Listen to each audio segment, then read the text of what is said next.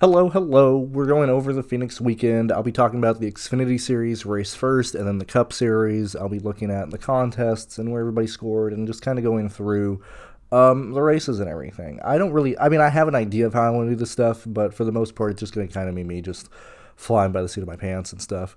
Thank the Lord that I at least, at the very worst, am looking competent, to start the year in terms of my results. This was the results on Sunday for me personally, and then on Saturday we'll go through, or at least I'll go through kind of where I was at on everything, and then we'll, as I said, we're going over all the races, but I'll look at my stuff.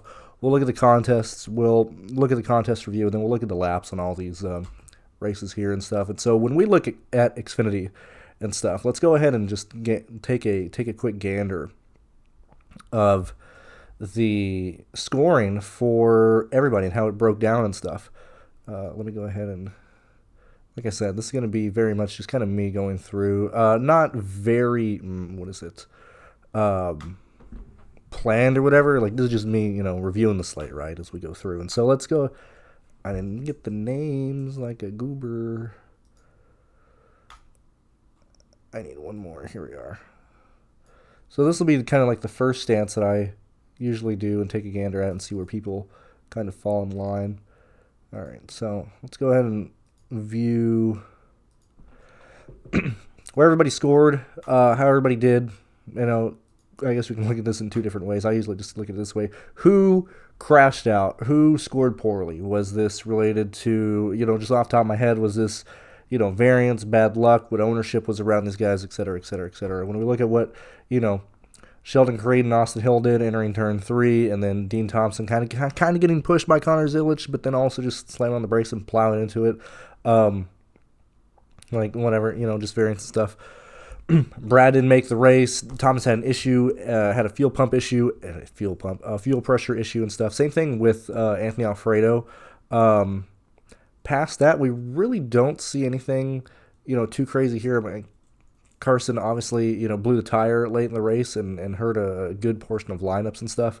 But the main, takeaway from this, at least from my point of view, was that the field, for whatever reason, we still see this, like Carson carried a ton of ownership. And when we look at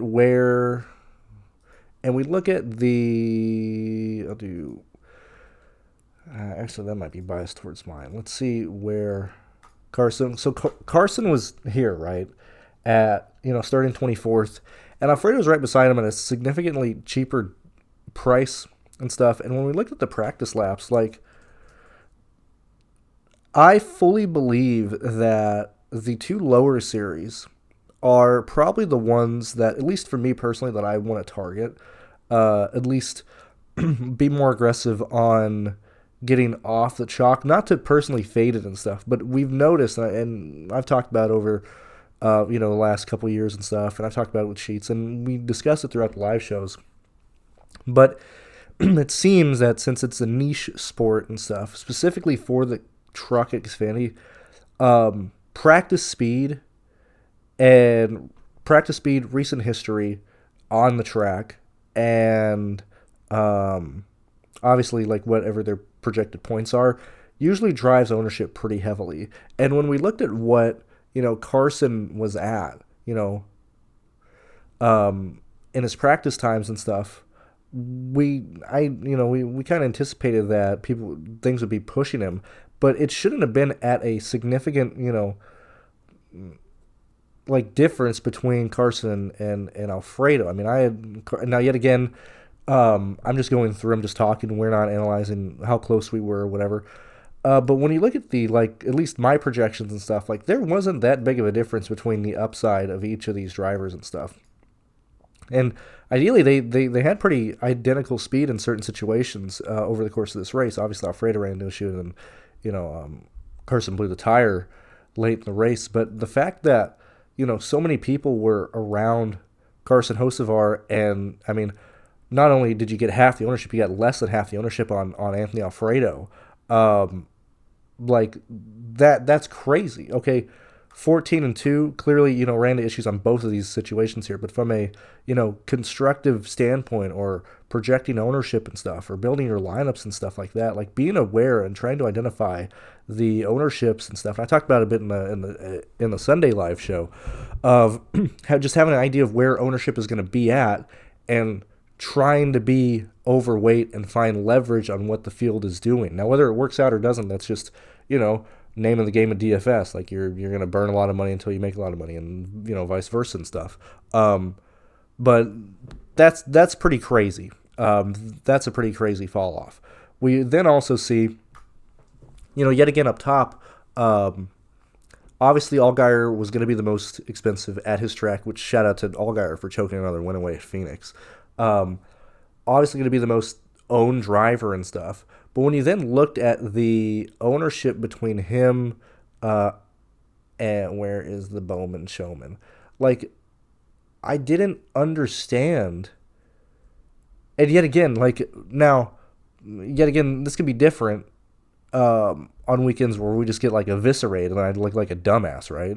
But I just didn't understand why Eric Almirola was going to be so lower owned compared to these three guys when they were clearly the top three fastest cars, And regardless of, Almirola winning or not, like, these guys were very much identical. Now, obviously, you had Allgaier with the place differential that he offered, but in terms of, like, winning upside and stuff, like, Bowman, Eric Almirola, and Allgaier probably should have been way closer than, this 12-point difference between Bowman and Eric Almirola. And then, obviously, like, I just think ownership should have been spread out more. If we look at it this way, we see a very top-heavy, type of builds, which we typically see in the Trek and Xfinity. Now, whether this be projection sources or sims or whatever's pushing that, we've seen it more and more with the two lower series that the higher guys are going to be owned, or the better they look, in whatever results you're using. It's going to be very, very heavy to push those guys. Now, it just so happened that this contest ended up having that huge train, at the top. We'll just scoot not that. Oops. We will expand it this way. Obviously, we had that huge train, and I think it was like 2,200 or something for first. But yeah, it ended up being pretty chalky because we had so many, high-owned guys score, as well as they could. Now, I will say, I mentioned in the stream that like the Ryan Sieg damage that he had was pretty significant, and I was like, yeah, they're not going to be able to repair the body and stuff. They'll just. I did not expect them to just say fuck it and go to a backup car. That's some crazy shit. I didn't realize that it tore the splitter up that much. Like that's pretty significant. If I was Ryan Sieg, I'd be raising quite a lot of hell at Phoenix and stuff here. Now we did get pretty close with the pivot to Parker Retzlaff. Believe Parker finished like 14th or something over Eckes. I mean that what a great pivot here. Shout out to these guys almost getting there and stuff. As we look at, I don't remember which one is which here. This might be the Cup one. Maybe not. Yeah, this is the Cup one. So hold on. Let me get the Xfinity one in here. Boop. All right. So the Xfinity had, these were your highest owned lineups,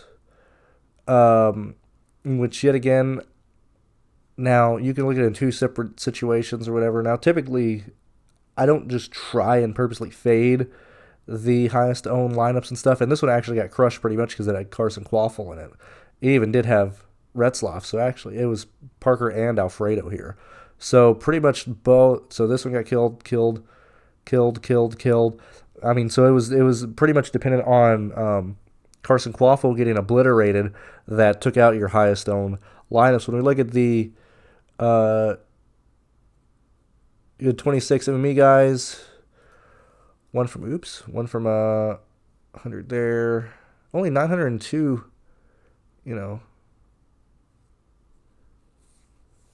20 entry or somewhere around that. It's always interesting to see the amount of single entry lineups in there, because I typically view like single entry lineups as like either very chalky, like cash lineups, especially in like the major tournament, right? And I kind of look at that as like dead money, right? Because they're cash lineups. So they're probably going to score well, but they're most likely, for the average user, not going to compete for the win. So the fact that we're having 1,700 of those is pretty good in my opinion, because we're seeing a pretty substantial amount of lamps that I don't think are going to compete. When we look at the amount of the highest combinations of drivers and stuff, and again, this is where the Alfredo, combination comes through, because you're on a drastically different building area of these guys here. I know my hit is blocking like this part of the results and stuff, but DFS is, a lot of people don't. I just think there's a lot of stupid people out there, right?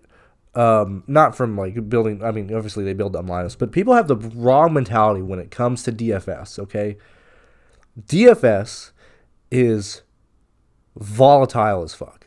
Okay, I would argue, way more difficult than poker, in a sense that if you are messing up, you're going to burn through money way faster. Like if you're playing poker, right, and you're bad at it or whatever, right, like you have to sit there and then like burn the money away slowly, right? Whereas like you can get like 3, 4, 8, 1,000 down on a DFS slate instantly and just piss that away as fast as possible, right?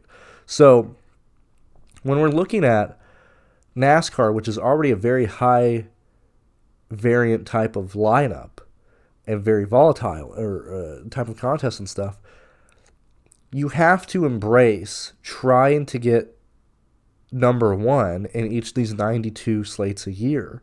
Okay, at least that's the goal for me. Anytime I enter a slate, it's not trying to min cash. It's not trying to have slates that I've made money on. I'm trying to get first in each individual contest, okay? Now, luckily, I've been able to do that the last 3 years. If I can solo, and that's solo, I've been able to solo win at least one contest the last 3 seasons. That's not too bad with 92 slates a year, right? That's not including other ties and stuff. That's absolute solo win. So, like, that's the goal for me entering any individual contest, right?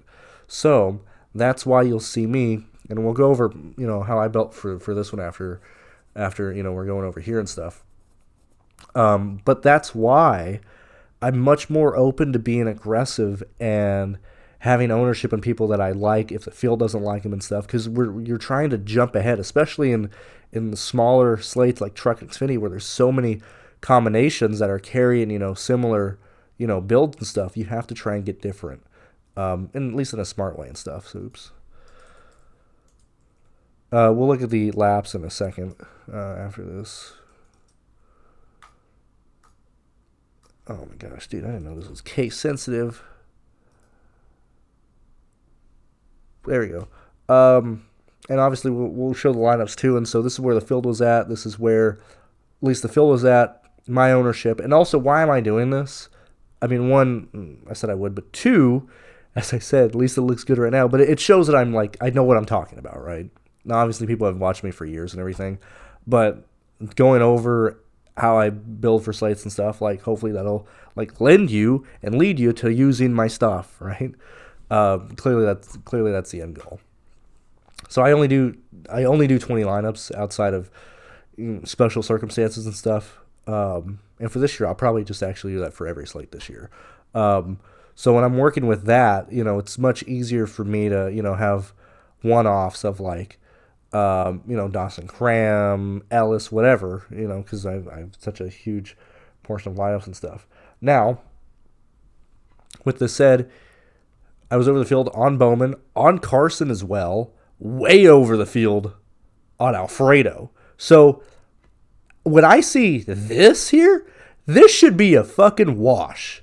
I don't know what people are playing here. This is dead money. Unbelievable. When I'm over the field on Carson and 60% on Anthony Alfredo What are people doing? I should have been wrecked beyond belief, right? Like, if you look at the lineups, I didn't even get the Carson Quaffle. I already considered this lineup this dead anyway. Let's do this live. So usually I track stuff throughout the race. This is just the Alfredo lines that are killed. You add that with Carson Quaffle. Now, granted, we have an addition of this one here. We'll highlight this guy, and this is how I build so I can track stuff in real time. Since I hand build all my lineups, this is what I visually look at and stuff. So we have this lineup killed, this lineup killed, this lineup killed right off the bat. You then see, or you then look at that of like, obviously I had a ton of Bowman, which was probably would have been wiser to be underweight on him and probably have more Almirola. I mean, that's a lot of dead lineups. That's crazy, dude.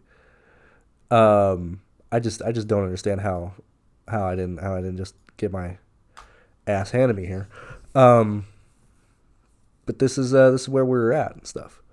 Don't really need to compare it to anybody else. We're just kind of talking through stuff here. So let's go ahead and analyze some lap by lap stuff really fast. And we can look at that by looking at the results for people and like, oh, how did so and so get to this position, or oh man, he's kind of weird, what happened here, or whatever the case may be and stuff. So we need this one here.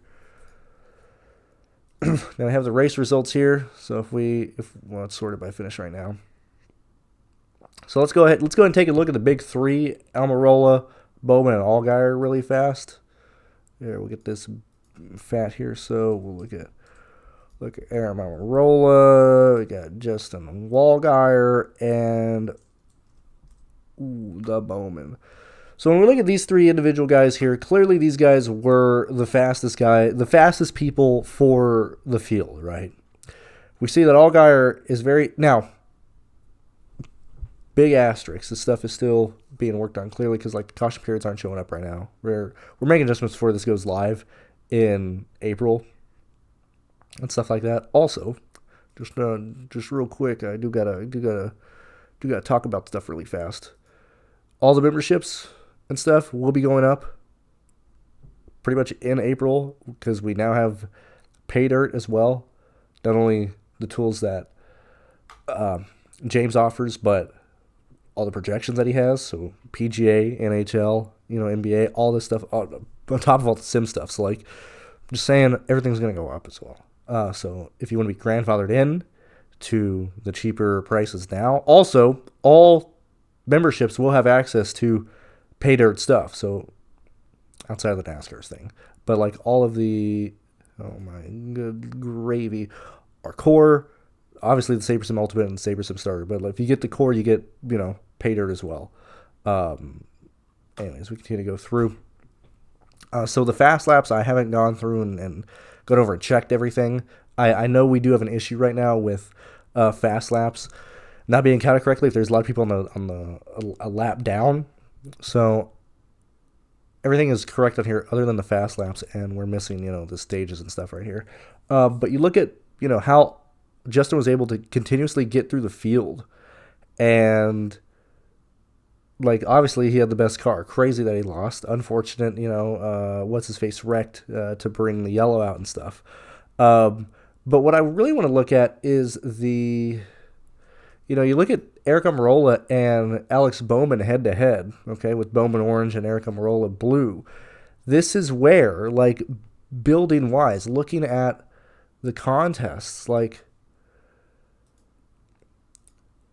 we are looking at people who are substantially lower owned compared to the other person who has a very similar outcome, similar range of outcomes, whether it's the Hendrick guy, and yet again, obviously this is hindsight 2020 and stuff, but like this is where ownership should be much closer together between these two. When we're looking at where these guys are at, I mean, these guys are like the identical play. Very similar races and very similar way to hold on. Like obviously Bowman leads early because he has the pole, right? But even when Eric Almirola gets the lead, and outside of the yellow that we have here, which I do believe we have a yellow at this point, which we can check really fast here. Why am I harping on these three so much? Because, like, when we're looking at people who can lead laps and get fast laps and stuff like that, that's like the main part of, DFS. That's what we're trying to land correctly on. So we have a yellow on lap 56 when Anthony Alfredo stops in the fucking pit lane, which really, really sucks. So that's right here. So Eric Almirola loses the ability to really gain positions or really run away.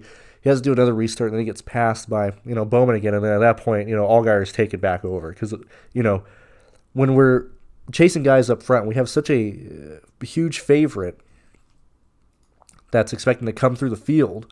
Once they come through the field, like, the chance for a pole sitter or somebody else to lead laps, like, that's gone. Best car on the field is in control. Like, this is where, up to, like, so what would this be, like lap 75 and stuff, like, this is the chances for Bowman and Eric Almirola to really lead this race, because once Allgaier gets up there, we're toast there.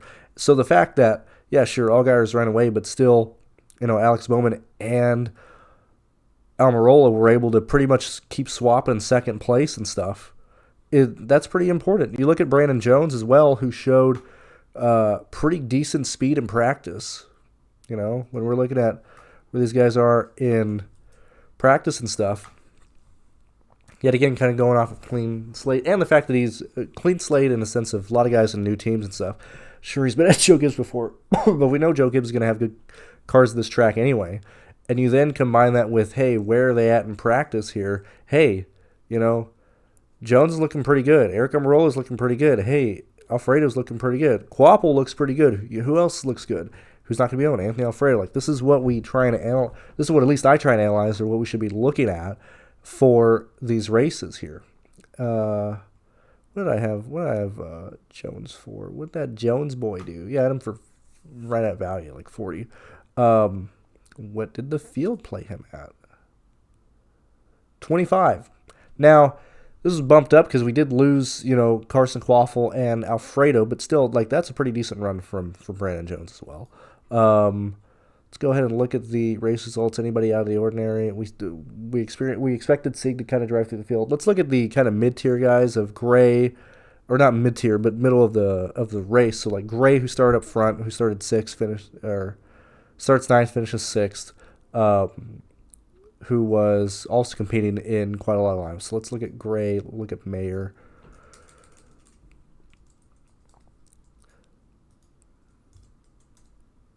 So the end goal of this is for you to be able to be here and just do this, freely through our website, so you can just, very quickly, look at stuff here. Who else we want to look at?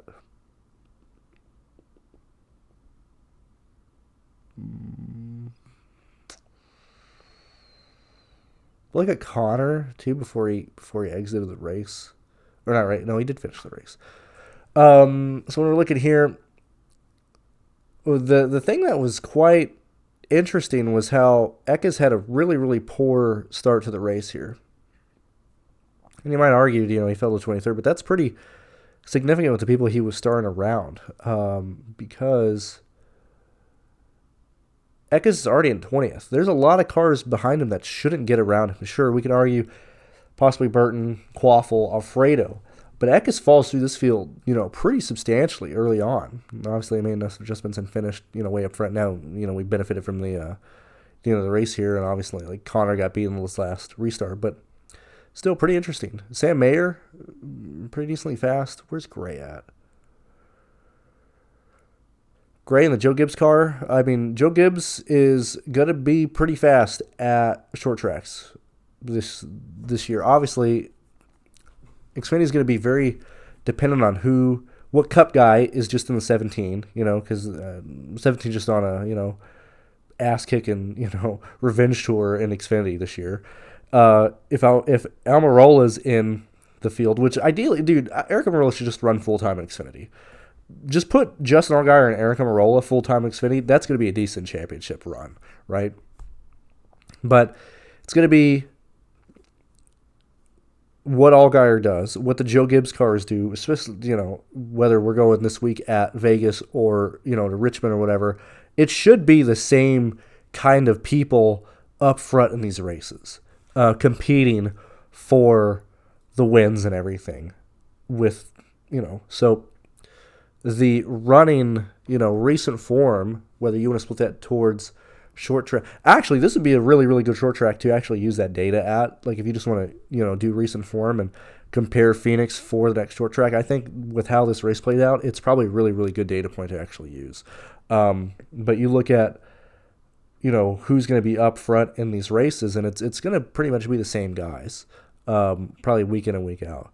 Obviously, Poole, Kyle Sieg drove through the field. Who else was in the back of the field? Who we were potentially looking at? Chris Wright. Okay, here we'll look at Kyle Sieg and Chris Wright, because as I say, like you want to play some low owned guys. I mean that's quite a lot of Chris Wright. 4 lineups with Chris Wright here. That's pretty substantial. Chris Wright, Garrett Smithley, Kyle Sieg. Obviously Kyle Sieg was the chalk here. That's where I was trying to get different. Let's go ahead and look at Chris Wright. We'll go ahead and look at Kyle Sieg. And we'll go ahead and look at Smithley here. Now, when we're looking at values and stuff, we have to target guys with high upside. Now, Kyle Sieg and these guys nearly never pit on the first time pit road is open. So these are under yellow flag conditions, right? That's just whatever. They always do that, right? But still, driving. So, moving forward, when these guys are starting the back of the field, you have to, especially during like runs like this, where Smithley's able to stay in the lead lap or whatever, and finish in the top 20 when he's starting like 36 and stuff. This is when you want to target, especially when they're at like the 5K range, right? This is why Sieg was the chalk, but this is also why, hey man, Chris Wright at 5% ownership. Chris Wright's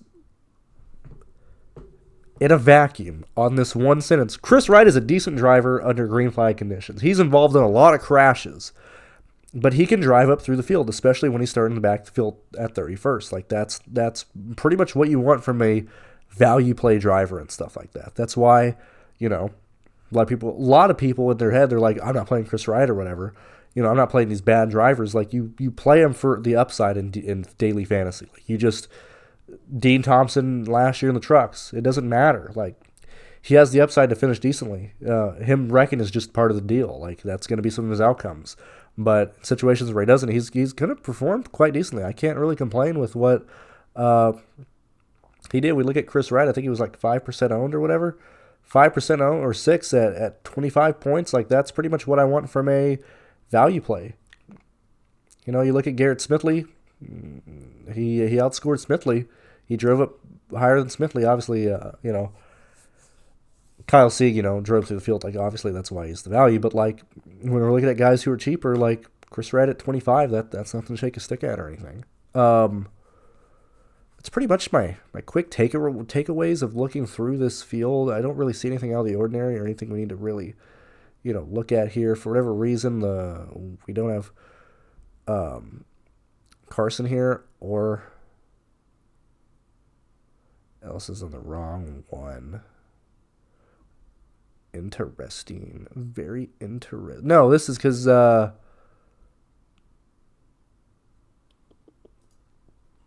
take a look. Okay. Thomas wasn't in that. We're missing Thomas, and we're missing Carson Qualified for whatever reason here. It could be the NASCAR data, it could be whatever. Especially because I know Mason Massey wasn't on the field as well, but pretty sure. So there's another situation here, also like with Mason Massey and stuff. Now I don't know if Brad would have done this. Mason Massey wasn't in play, but he did finish 22nd. What did I hypothetically have him at? I had Mason Massey for 23 points. That would have been, right around like 26, okay? And the reason why I still project the guys who aren't in the field also, I mean, on the back end, obviously, I do everything manually, right? you don't want to see all that crap. But this is usually where I kind of pinpoint guys in at and stuff like that. To get an idea of where they're going to finish. So like Kyle Seek 23rd, Chris Wright 26th, Mason Massey 26th. Mason Massey probably would have been the best value play on the slate if he was on the contest. That's pretty much that. Let's go ahead and talk about the Cup Series race now. So going back, very frustrating. Obviously, this is my show. We can be here. I typically don't like to bitch and moan about what ifs and stuff because that's just part of DFS, right? But I lost thousands of dollars in Stage 3 in the Cup Series. I was competing to win the Octane pretty much the whole race. Did pretty decent in the Engineer for the majority of it. Was pretty much sitting 30th. Let me bring this up really fast. Because when we look at the... Now, granted, it could have been probably way worse if Reddick just quits, if he loses the steering pump earlier and stuff. Actually, I forgot I have it here. Let's go ahead and move these. Well, that's way too much. That's not what I want to do at all. Let's go ahead and move these guys here and talk about what ifs and blah, blah, blah, blah, blah, blah. So we go there. We'll view freeze on 1. That's the wrong thing. Freeze on row 1. Freeze on row 1. View freeze row 1. Thank you. When we look at the Reddick lineups, him running into a power steering pump was a pretty substantial issue here because you had, I guess we can kind of work backwards, right? We can analyze my stuff first and then go through and everything. But Reddick was actually, before we even do that, I got to get my notes out for Ryan Preece, actually. Okay, so let's get this here. Let's talk about the option tire.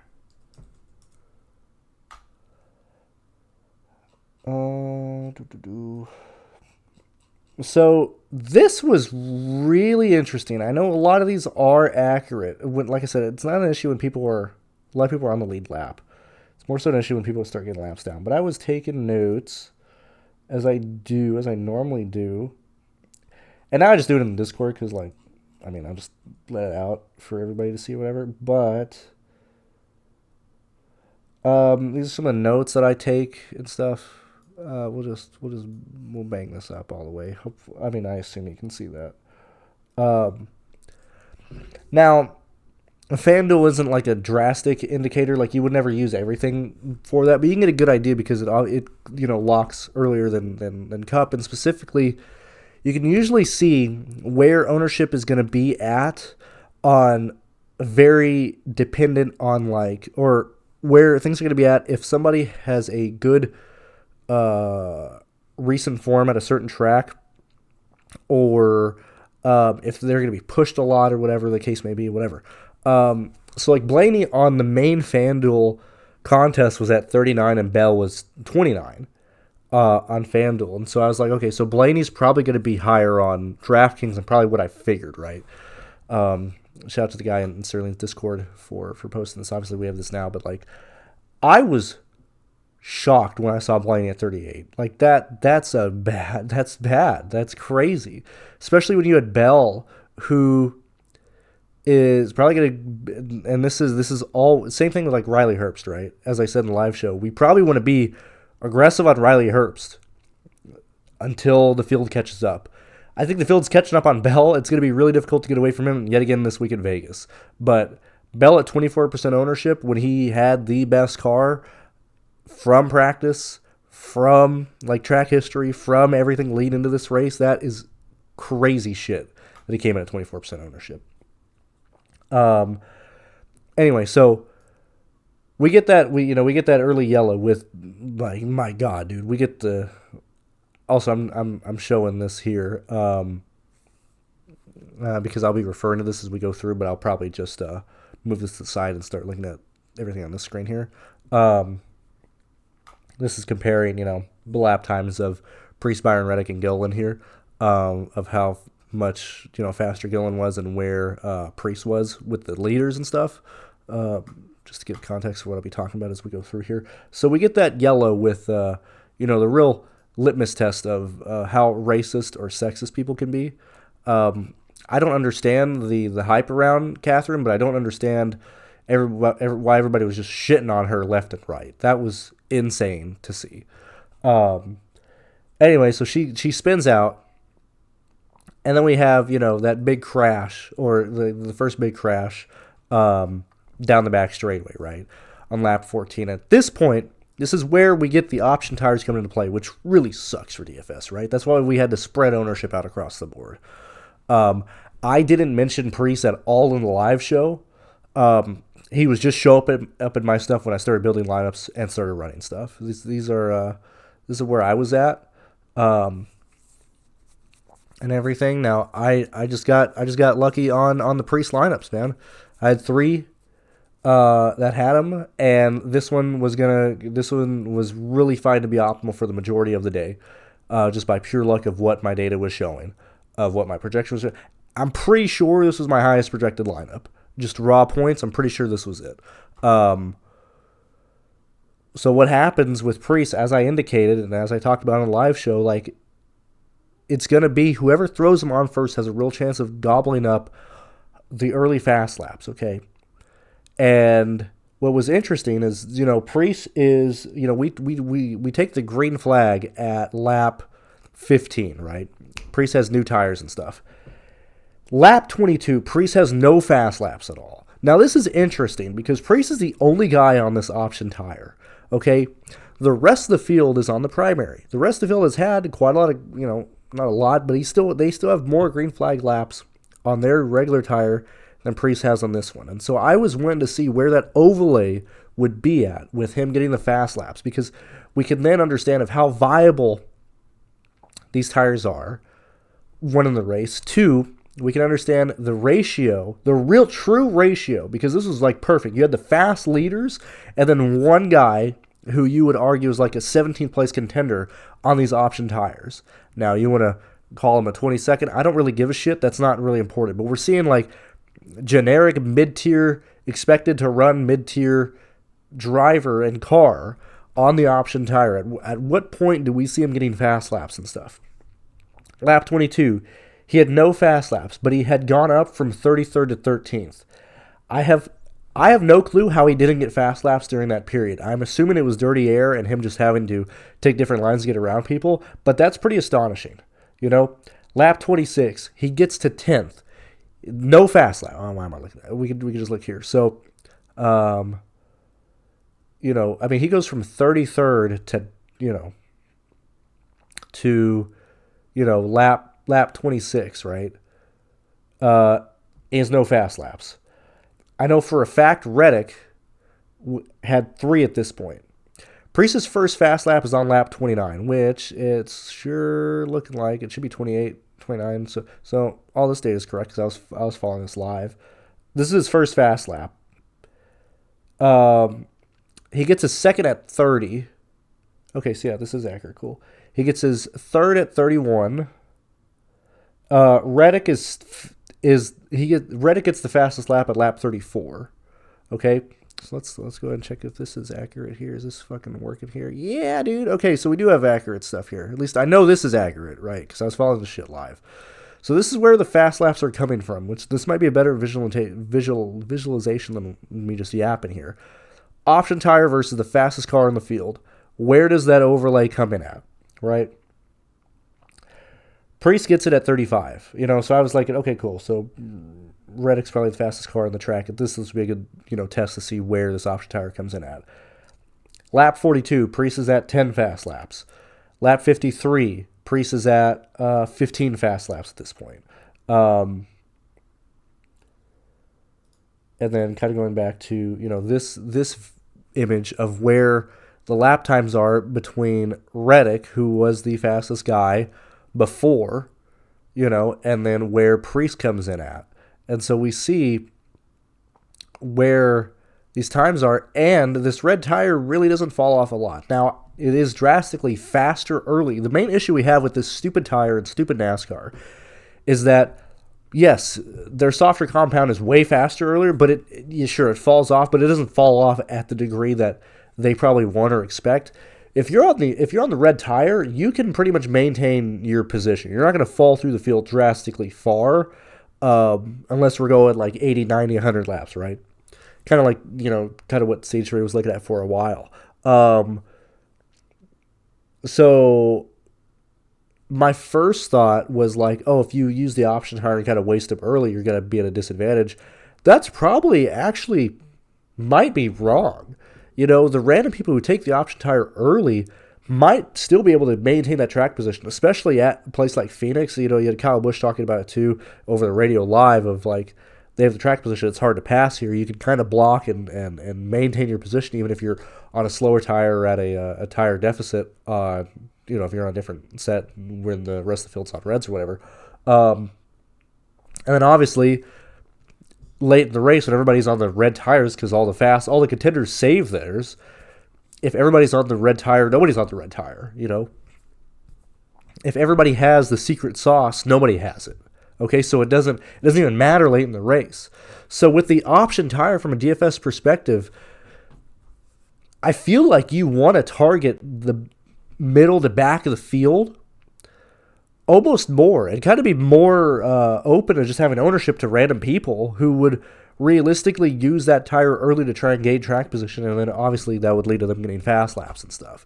That's kind of my takeaway from what we saw, which I thought was a very good, kind of head-to-head of where this tire would be compared to the fastest guys, right? Let's take Priest off of here. Let's look at the faster guys here. So we have, excuse me, Byron. We get lucky with Logano getting fucked. If Logano doesn't get that bullshit penalty, I think he kills this fucking field. I think it's a drastically different slate, obviously. And I'm probably getting crucified because I had very little Logano.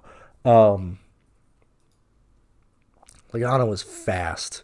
Penske's fast, obviously. Who else was competing at this point in the race? Pretty sure it was just like... Oh, yeah, I'm missing Bell. These were the fastest guys the entire race. Like, if you didn't have ownership to William Byron, Logano, which, hey, I didn't have ownership to Logano. I got lucky. I should have had way more. Reddick and Bell, these were your fastest guys in the field all day.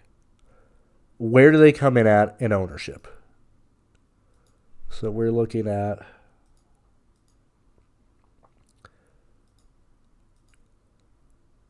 Give me a second here. Hold on. Wait. Byron, check. Field owns Byron. Good move there. All right. Where's the next one? Reddick, 27. What the fuck are they doing? 24 on Bell. Big miss by the field. 21 on Logano. Big miss by the field and me. Why did they play Blaney so much? Makes no sense. Larson, understandable, but still should have been under than these guys. Why was everybody just looking at track history? This is absolutely track history. That is what track history, mean projections. This is that is what happened here to cause Blaney to be that owned. Absolute miss by the field. This is why, guys who are looking good, like, you want to have ownership on the field to them. The fact that, like, Bell is at 24, that's crazy. I don't understand that at all. We'll kind of go back and forth here. I think this is the Xfinity Series 1. Okay, yeah, no, this is right.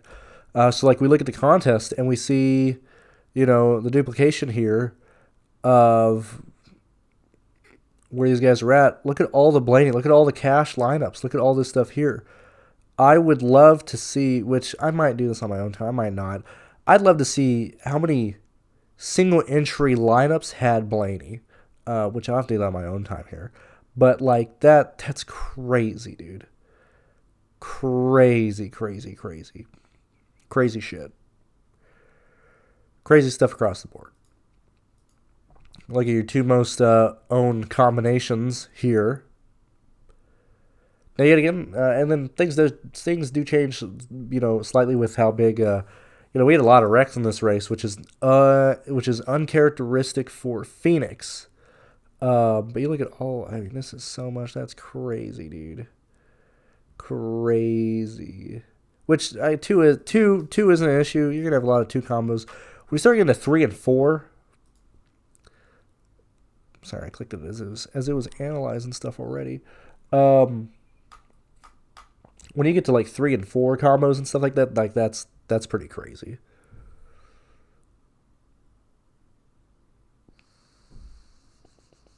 Give it a second here. I may have broken it actually. See if it fixes it here. Okay, cool. So it's Chalk Blaney, lap leader, value, PD, value. I mean, a lot of people are going to chase place differential. With this maybe short tracks too, but man, I want to be as aggressive as possible. This is why, whether it's intermediate, specifically at short tracks, right, with more laps, I want to prioritize potential lap leaders versus place differential. Place differential will always look better from a projective standpoint or from a projection standpoint entering the slate, and it'll always look better from a sim perspective and a contest sim perspective. But I will absolutely prioritize lap leaders over place differential in these. The 4 is going to be really interesting to look at of what this field did here. I just broke it again. Oops. I forgot it does it automatically. And we'll look at more laps and stuff like that after this here. This is dangerous territory. Like when you start, if you can't identify, combinations of drivers that are going to be owned with like groups of 4 and stuff, we'll look at 5 too. If you're like this is when like you got to be aware of this. Like, oh boy, 2% of lineups has these 4 guys together. You better get some wild shit for your last 3 guys, right? I mean, you look at 2, 3. We're not even counting the other percentage. 2, 3, 4, 5, 6, 7, 8, 9, 10, 11, 12, 13, 14, 15, 16, 17, 18, 19, 20. Using this or having an idea, this is 20% of the field just in these combinations. So, you gotta be aware of this stuff when we're building and everything like that. I can't believe Reddit came back. I mean, he got so lucky, dude. That's crazy. Who was involved in crashes here? Obviously, we can't really learn. I mean, this was kind of early in the race. We can't really learn any data from. I guess we can look at Riley and see where he was at early in this race and see kind of where he was comparing himself. But like, still got off sequence, or maybe no, he sped on pit lane. Herb speeds on pit lane here. Yeah. And he just gets stuck here. Now, him climbing through the field, now people are pitting stuff. I mean, jury's out on Riley from this situation here. People want to bitch and moan about Ty Gibbs as well. That's why you play Ty Gibbs. That's why, what was Gibbs at? Ty Gibbs 28, whereas, like, Briscoe's at 30. Bowman's higher and stuff. Like, Ty Gibbs is where he should have been at. Ty Gibbs is, if he starts, dead last, put him for like 20th and stuff, and then he'll obviously always take advantage of like late race chaos and stuff. But we're not really learning anything from things back here. Bubba blows a tire. Blaney has motor issues. Before Blaney ran, the reason why I'm keeping Byron, Logano, Reddick, and Bell on here is these are your best guys, or the best guys in the race. So you want to compare people of where they were at compared to drivers here. And so Blaney was substantially worse. I mean, obviously, he's in 4th here, but when we're just looking at, his speeds and stuff, bordering on like 9th, 10th, 7th, 5th and stuff, like a clear step down from your big four, you know? Actually, we can just do that with like everybody who was like worth a shit. So like Larson struggled. Larson, just underperformed in this race based on where he was running. The speed he had, he should have, based on what Larson can do. Like he struggled at this race. Might be an area to focus on when we look at Richmond. To be like, hey, probably maybe not want to be as heavy potentially on Larson with how much he struggled. Also, Byron Logano, Reddick, Christopher Bell should be where people are at the short tracks. These should be your targets for short tracks, moving forward until we see drastic changes and stuff. Kyle Busch had not as well as I thought he would be. Who else is here? Hamlin, just a step, kind of in that same second tier with Larson, Blaney.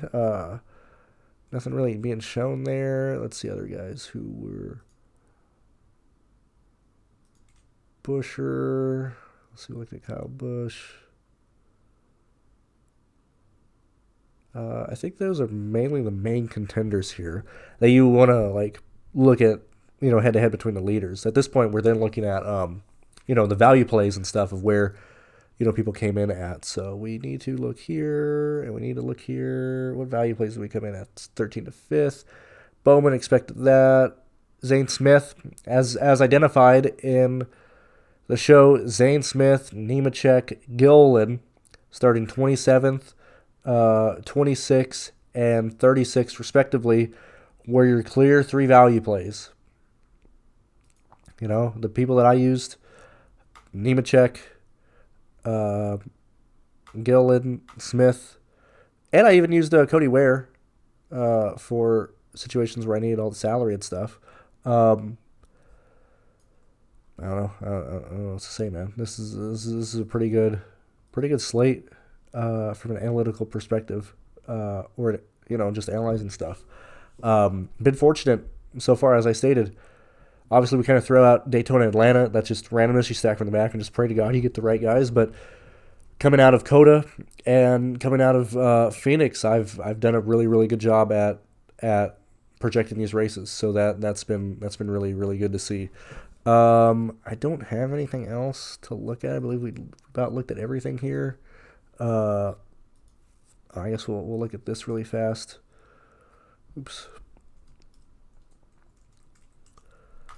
Just so I can see where I was at compared to the field, and where I was at in duplicate. I spelled my name wrong.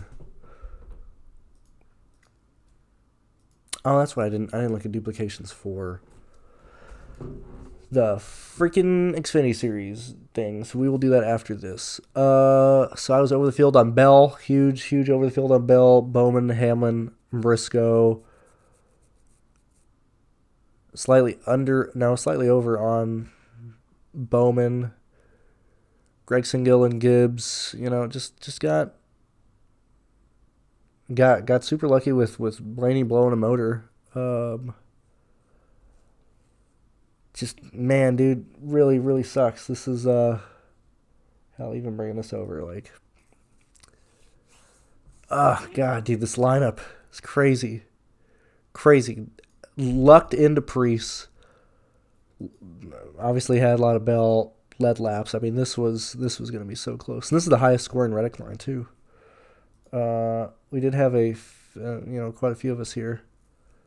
But that's not too bad. Obviously 31 now with where Reddick was at. For the most part, this was about 6 points off of the lead at any given point in the slate. Duplications, let's see.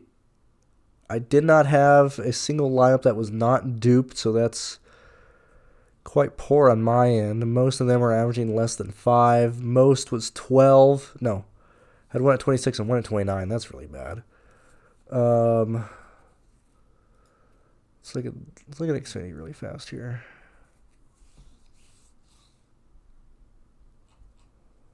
Dupes. Oh yeah, way better on Xfinity, so that's good. I don't know if you can see. You can kind of see it on your screen. Quite a lot under one duplicated lineups. But yeah, anyway, these two tools you're using, Astukas has been working excruciatingly hard on them. to get them to where, you know, they're going to run with no issues at all. He puts out those preview, I was going to say articles, but they're just, you know, data being analyzed and stuff or shown to you. He puts those out for every race as well. You can find those in Discord. You'll find this tool. We're planning on getting the contest review tool up in fucking April. And then same thing with this one. We're expecting, you know, probably mid-April to make sure that this is working out pretty easily and stuff. Until then, we'll be here reviewing stuff week in and week out. But anyway, that's the Phoenix review from, you know, just looking at how I approached it, what people did, where things were. Thank you for being here. Hope maybe you learned something, maybe you didn't. If you liked it, let me know, and I will see you guys later. Thank you for watching. Thank you for being here.